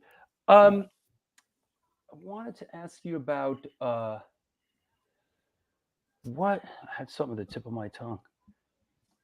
What is this moving forward with Winterwolf? Is this what's going on next? Yeah, that is next month. NEPA Horror Fest. We're playing a show in Scranton. It says Scranton, Dixon PA. City, yeah, Scranton, PA. Yeah. It's gonna have some special guests, and those special guests will be the cast of Rob Zombie's remake of Halloween. Mm-hmm. Yeah, I really don't know their name, so sorry about that. But yeah, so they're gonna be there. We're gonna be there, and yeah. So if you're in the Scranton area, come out and support and see us. Yeah, absolutely. Scranton. And then there's another.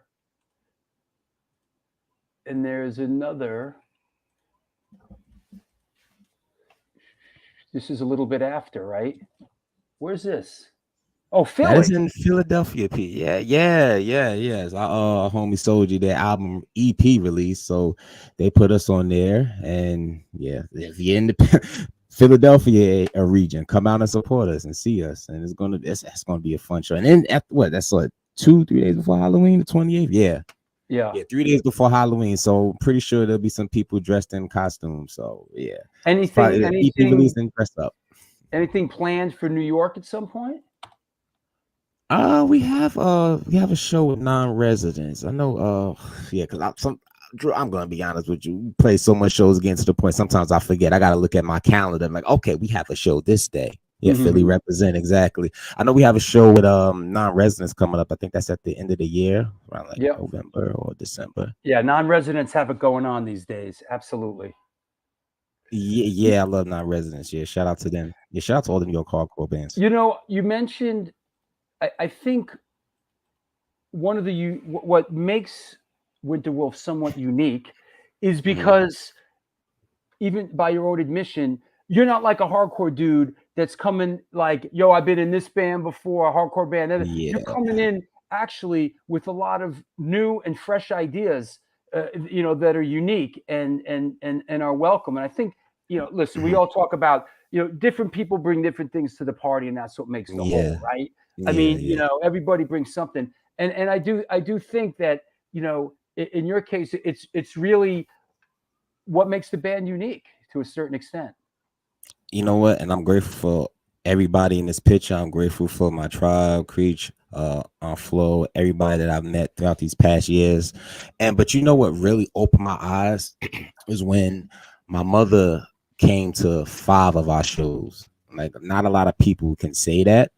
And when she came to the shows, just how she connected with so many people, because she's been growing up singing since she was a teen.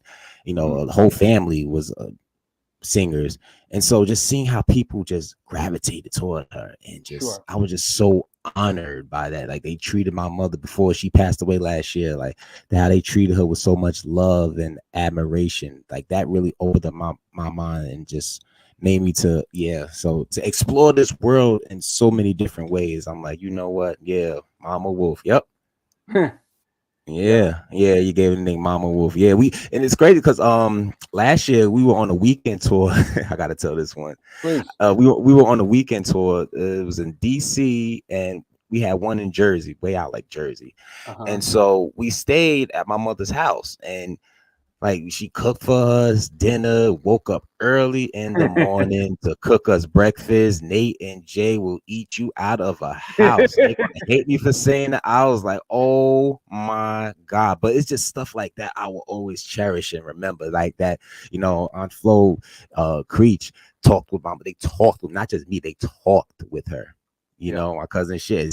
My cousin Shed knows, watching my mother sing in her prime, they tear the churches up. So it's like when I seen people from the scene, the punk rock or hardcore scene, like just gravitate and just talk with her, that really opened a can of love for the scene more. And one thing I would say I love about this scene, it's bigger than music. When a crisis happens or somebody's in need, like mentally, financially, this scene really comes together. It's like, okay, it's not about us, this is about our brother, it's about our sister, whoever's in need, their family's going through. What do you need? We'll do our best to help you. That's what I love about this scene. Like, oh my goodness, like when my mother passed away, so many people that I didn't even expect was calling me, texting me, how you doing mentally, you good financially, how are you, you all right, so I loved y'all for that. Well, case in point, Creech's brother that just went missing recently. And everybody, waved the rally flag, and thank God they, he turned up okay. But case in point, Creech's brother was just missing, and man, that's a scary thing, man. It's terrifying. In this, and I want to say in this city. Well, in any city, that's a scary. It's like, especially like, the world that we live in, we see what's going on, and it's like, just like I said, take one day at a time, try to keep your head above water, and just be a good person at the end of the day. Just, it's all about who you are on the inside. That's right. Do good things and good things will come to you. I believe that all the time. Sure, sometimes bad things happen to good people. I mean, we've all lived through that, but just absolutely positive. Let's talk a little bit about the future. Hopes and what are your hopes and dreams for the future? What's going on with Winterwolf moving forward? We going as where we are right now. Hopefully, we want to. It's probably reaching a little bit. We want to get on some, soundtracks. I don't know if they do soundtracks anymore. I'm into acting, so I gotta say this though. That Blue Lights video, oh my God! All right, so we were shooting the video, and there was a scene, you see me getting arrested, locked up. And so I love acting. And the guy who was playing the cop, he was like, he was doing what, told just do what you do, just arrest me, like you taking me out and handcuffs. So like I said, I love acting. So I kind of went overboard and went into my acting bag. Yeah, right there. So like it was a scene, I don't know if you could see it, like he was like pushing me to the door. Well, he wasn't. Yeah, there it is, right there. He wasn't actually pushing me. I pushed myself. There it is. right? Yeah, there it is. I push myself into the door. Look at Nate. Yeah. Look at Nate in the back, bro. Whoa! Yeah, I pushed myself into the door, but this wasn't Drew. You might think I'm lying. This wasn't no soft bump. I literally bumped the hell out of myself. Like I was really into it because it's like you experience like when you're into that mind of a storyteller. Yeah, like not only want to say act, I want to say a storytelling. You're telling a story visually. You're so engroped and ingrained in it. And so I did it, and then look, that right there. That's all me right there. That's all me. Yeah. I was feeling it for 2 days, but I was okay though. And so he's taking me outside, and it was a whole bunch of people. Like I would say, like 10 to 15 people. There. I love this. Yeah, shot. This shot right here. Love this. Yeah. Shot. Yeah. Oh my Great God. shot. Yeah, that's one of my alter egos right there. Yep. And so, but while he was taking me out, I'm like literally acting it all out. I'm telling a story, and people were about to cross the street, and they're looking like I'm really getting arrested. So, the director, our boy Adam, AD, he was like, Tony, is that you doing that? Are you okay? I'm like, yeah, I'm good. So, yeah, it's just like being in the scene. Adam Torkel. Yep. Calling AD. Yeah, shout out to Adam, man. Got it. So yeah, looking forward to getting into acting, storytelling. Thank you, Courtney.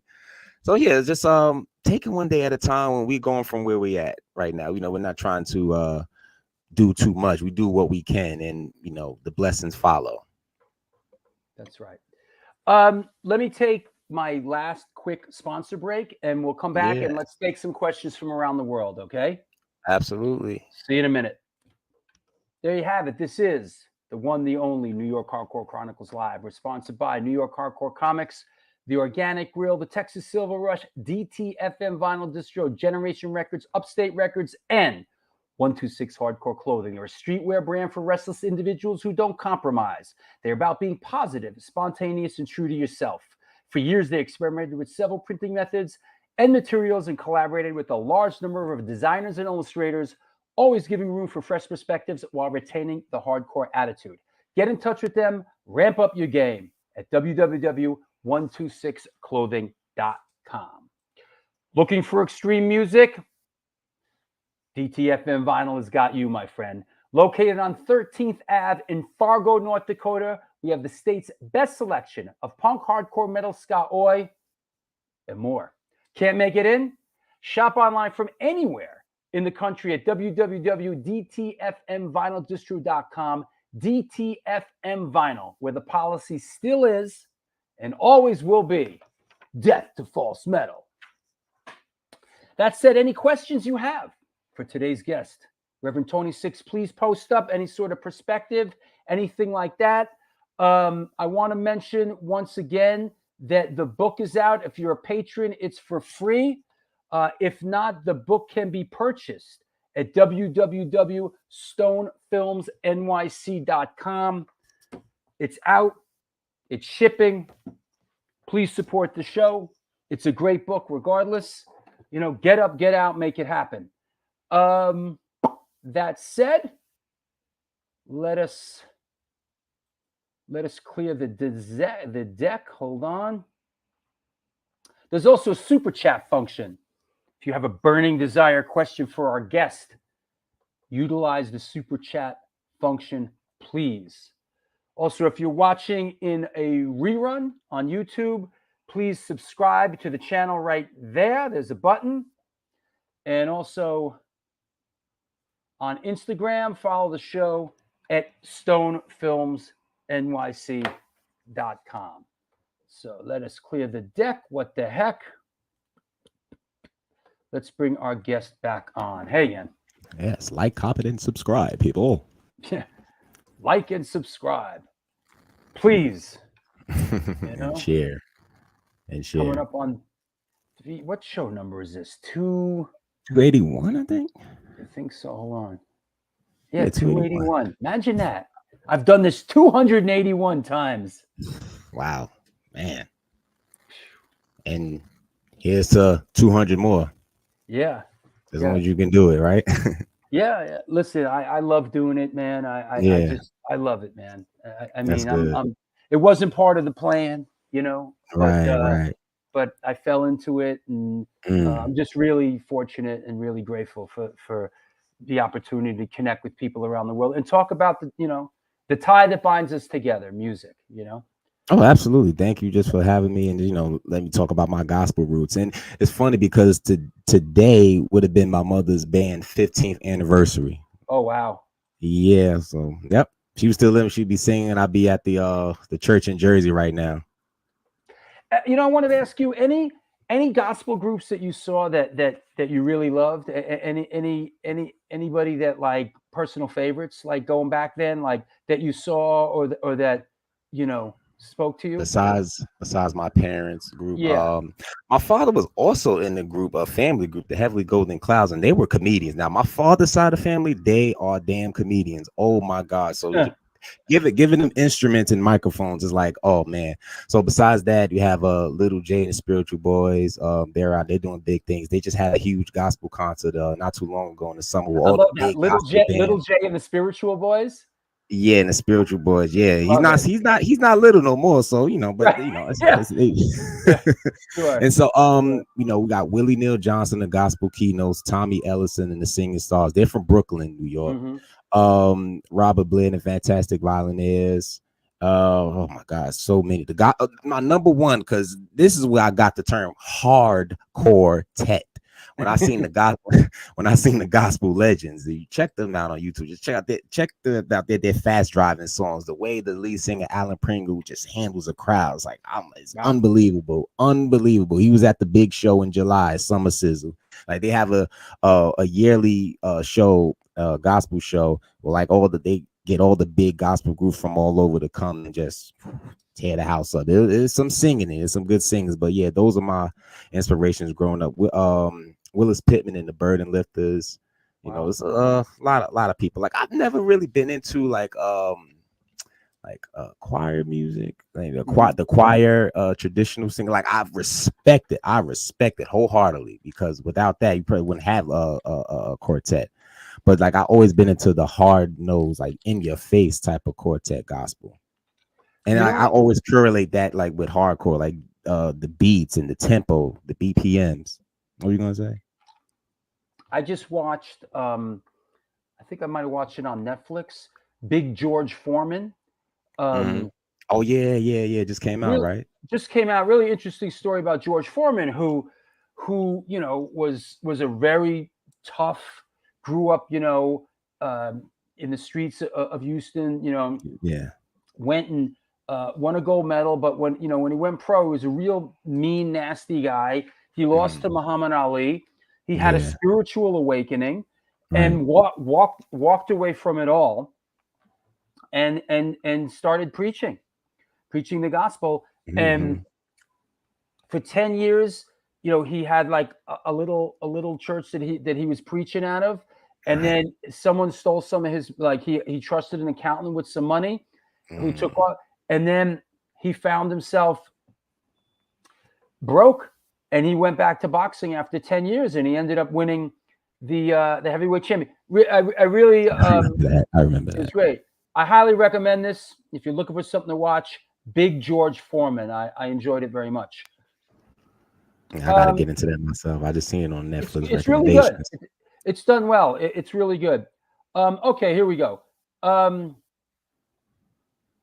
Let's see, a couple good ones here. That's interesting, Courtney. Berklee College of Music had an amazing gospel choir when I was there in 1996. Oh, very interesting. Cool. Well, they had any stuff on YouTube. Then again, no, it was 96. In Bayonne, have you tried Pompeii pizza? No, I haven't. I tried Mike's Pizza with Pompeii. Where's that? That sounds familiar. Pompeii. Only piece I had was Mike's Pizzeria on 21st Street, I believe. Here's one from the Rev Nikki Bullets from Car Bomb Parade. Rev, if you could give one gift to the people in front of your stage, what would it be? I'm a huge fan of the music. I have almost everything memorized. I can give one gift to the people. Always be yourself. No matter in the world we live in today, it's kind of difficult too, because it's like you go to work, go to the job, it's like you are expected to be another personality for the the game of the company. So I would say just be yourselves and always recognize who you are unapologetically. Pompeii is on 22nd and Broadway, apparently. I gotta check that out then. Pompeii.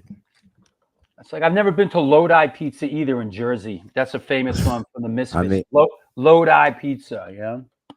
Man, Yeah. if you say it's good, then I gotta check it out. Flora, thanks for asking this. What is harmancy?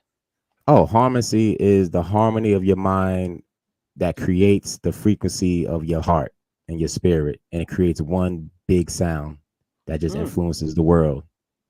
But you are the influence. You are the mind is the influence, and the glory comes out in the microphone or whatever you do. Fantastic. Love you, Auntie. Chucky Brown, haven't heard you, haven't seen you in a minute, Chucky. Welcome back. Can he speak on Rest in Peace Vanity, Denise Katrina Matthews, and Selena Quintanilla for assisting in balancing the energy for Winterwolf? Yeah, okay. So when I first started with Winterwolf in 2019, I had a picture of Vanity, Denise Matthews, who was the ex-girlfriend of Prince, and she was on the left side, and Selena on the right side, because it's like, it was, three dudes. It's like I wanted the feminine balance. And so I brought them on stage. Yeah, I brought them on stage, and it's like I felt an immense level of power. It's like a balance, like the feminine and the masculine all together, and then we're doing this music thing. But you know what? I had a scary moment though. A lot of people won't believe that you got to really be involved or know what time it is in order to like believe this story. So we had a show 2019. I know Nate remembers this. It was at the Heart Bar in 2019, and it was on the anniversary of Selena's death. And so I just brought Selena that day, and it didn't even register to me at the time that it was the anniversary. I've read it an hour before we went on stage, and so we performed, and we had a song called Flowers. It's about being sick. Jay wrote the song. He was sick, and he didn't know whether he was going to see tomorrow, or he seen was Flowers. So anyway, we performed the song, and we hitting it, and it's like I had some type of, I don't want to say trance. I'm not trying to spook nobody out, and I felt like the energy. It was like a very strong energy. It was like sadness and anger, and that's when I was like, okay, I got to be careful when I'm messing with. Then Nate was like, yeah, be careful with bringing the picture on certain dates. So yeah, that was a memorable moment, strong moment too. Lord have mercy. Michael says, Drew, get these guys at the Bowery. They have played at the Bowery, and they will play at the Bowery again. They are part of the Bowery, but but it was up. You've never played downstairs? Yeah, it wasn't the main stage. It was upstairs. No, you played upstairs, and you played the park. We played upstairs last year, September 11th. Yeah, we got to get you downstairs. It's time. Oh yeah, make it happen. Yeah, it's time. Cher says, I'm cousin, and so proud of you. Yeah, that's my cousin. So are Anston. Aw. That's the break dancer. That's the unbelievable break dancer. Cher, I hear you're a great break dancer. Yeah, she is a break dancer. She better not deny it neither. Yeah, no, we're on to you, Cher. Lodi Pizza's okay. Yeah, I bet. Okay, any Jimi Hendrix?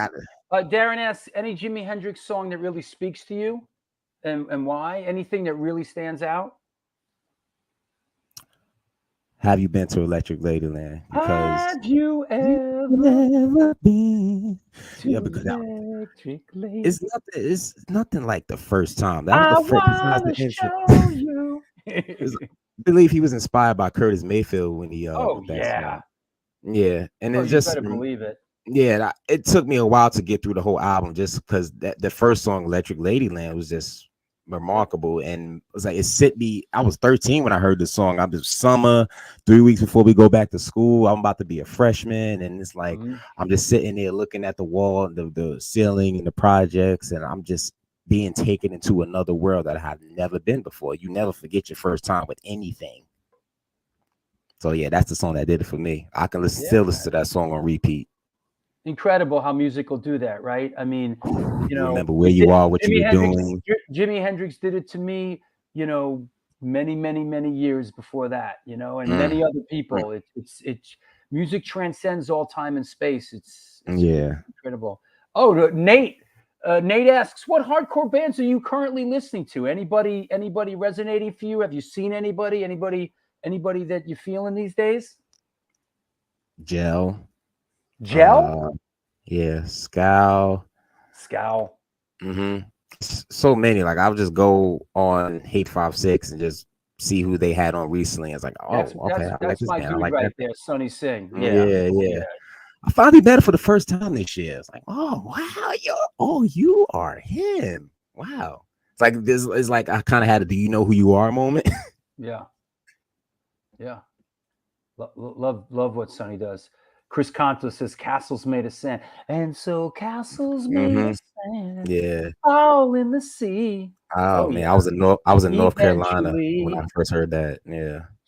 Don't even get me going. North Carolina when I first heard that one. What's this one?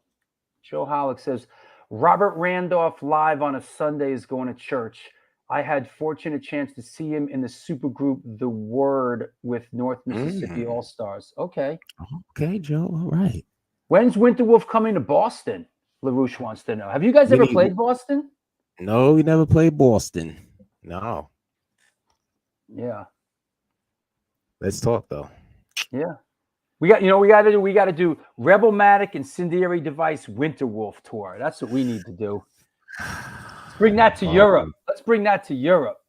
Hey, listen, if everybody has their passports, let's go.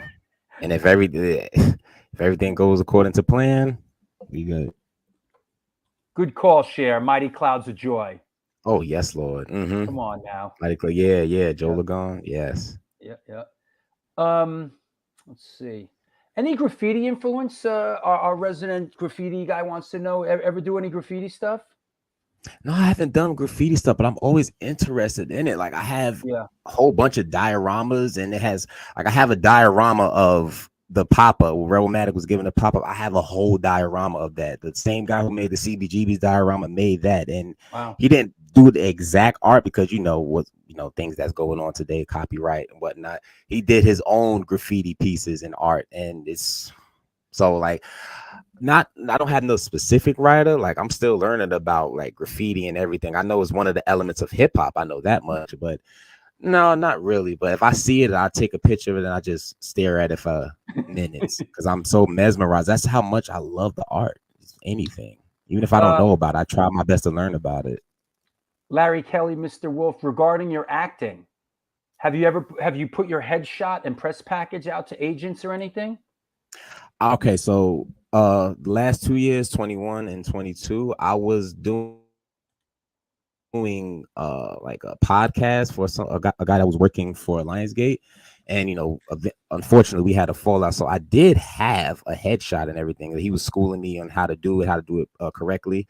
So he has all that stuff. I should have kept a copy of it, but I need to get into it and take another one though.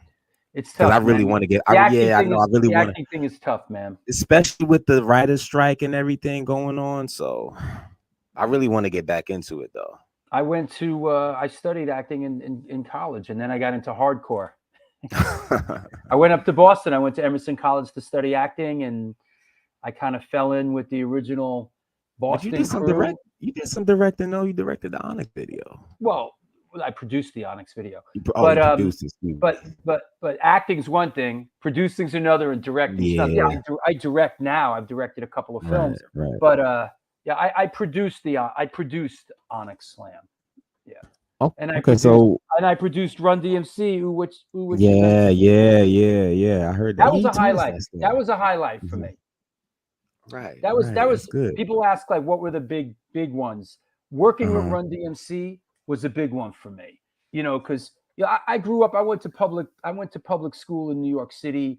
When the hip hop thing first started to hit, I was going to public school in the Bronx, and so like I was sort of at ground zero when everyone was bringing boom boxes to schools and tuning into the same station and I was there in the beginning. So, and being a fan, you know, and loving loving it, Yeah. to be able to work with Run DMC, that was big. That was big for me. I mean, Onyx was cool, but Onyx were like young. They were just starting out when we did Slam and Shifty and all that. But Run DMC, that was something different, man. That was a big deal. That was a big deal. Yeah, I was going to Kennedy High School in the Bronx. Oh wow. So, let's see. Gary Sullivan, what's up? Thanks, Rev 6. Respect to your moms. Thanks, Drew, for always bringing great stuff. God bless. Messina, thanks for the Yankees flush story. Hilarious, only in the Bronx. Yeah. Hope you're doing well, Gary. Yeah, Run DMC was a big one. What else we got? So you're in the direct and waiting for the New York Hardcore Chronicles movie. I did it already. I did the New York. Go watch it on Amazon. Like it's actual. See, that's what I'm saying. I'm like still learning everything. It's an actual movie. It's on Amazon, bro. Oh, I gotta see this. I gotta tell see you this. what. Wait here. Here you go. I'll take this opportunity. If you're looking for something to watch, anybody out there, and this isn't including my new film that's doing the festival circuit, but I actually have 4 films that I directed that you could watch on Amazon. One of them is Who the Fuck Is That Guy? The Fabulous Journey of Michael Lago, which is a documentary of Michael Lago. The New York Hardcore Chronicles film is on as well as the New York Hardcore Chronicles film 1.5, and also XXX All Ages XXX, the Boston Hardcore film. These are 4 films that I directed that are on Amazon right now. Go check it out. And you will love the New York Hardcore Chronicles film. It's a good one. It's probably my favorite. Let me know when you're doing another one if you need any actors. Yeah. I gotta get on my headshots and all the package and everything. Make no mistake about it. This guy's a star. 30 years from now, they'll be looking back at this video with great reverence. Well, thanks for coming on. Thanks for coming on, Tony. I appreciate it. Oh man, listen. Well, praise be to the Most High. Seriously. Yeah. And my parents and watching over me. Fantastic. Well, hey, I just want to thank you for coming on the show. It was nice chopping it up with you. I'm a big fan. I'm a big fan of your band, Winterwolf, and a supporter. And I look forward to you, coming down and playing the Bowery Electric again. And I'm just thrilled that you're just a part of our community. Oh, absolutely. Thank you for having me. It's a pleasure working with you, talking with you. Thank you, and shout out to all the guests. Thank you just for accepting me in the scene. I'm still learning, like I said. So just thank you for understanding. Thank you to all the guests that you had on the past show that I've, like researched and studied, and just I'm just grateful, man. Just grateful to be here. What a wonderful time to be alive. Yeah. These are the good times, right? Exactly. More to come. And yeah, let's work again, Drew. We definitely will. And I'm really looking forward to seeing you guys play again. I really am. I'm excited. Oh, thank you. And you better come down to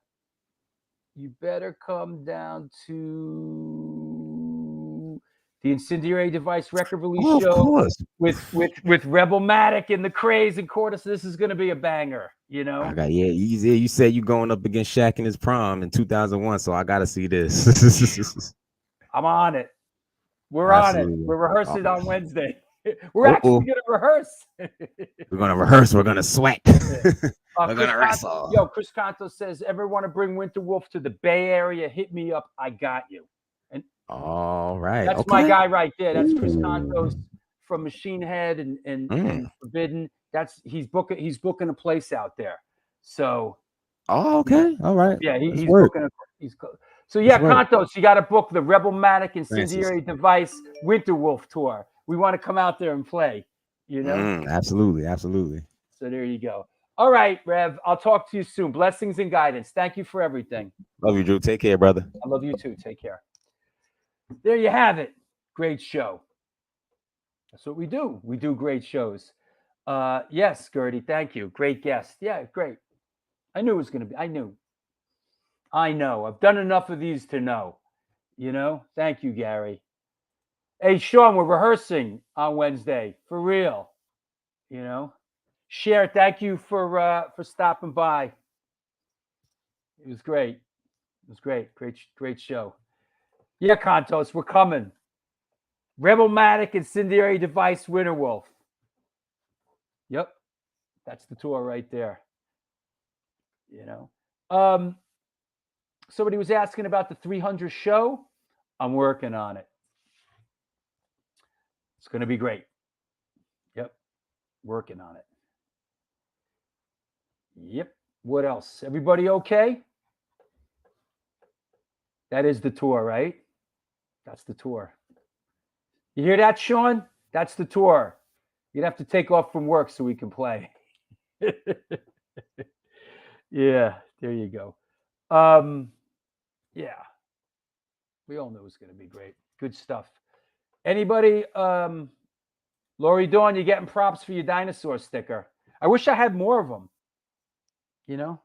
If you haven't, please purchase the book, support the show. Here's the address. It's easy, www.stonefilmsnyc.com. Purchase the book. Purchase the book. All right? I will see if unless I see you in person, I'll see you a week from today with Shane from Napalm Death. Now for something completely different, you know? It's one of the great things about the show, just like now for something completely different. So that's what's up. Thanks a lot, everybody. You light up my life. Thank you for giving me the opportunity to do the show. We'll see you soon. Until then, do good things and good things will come to you.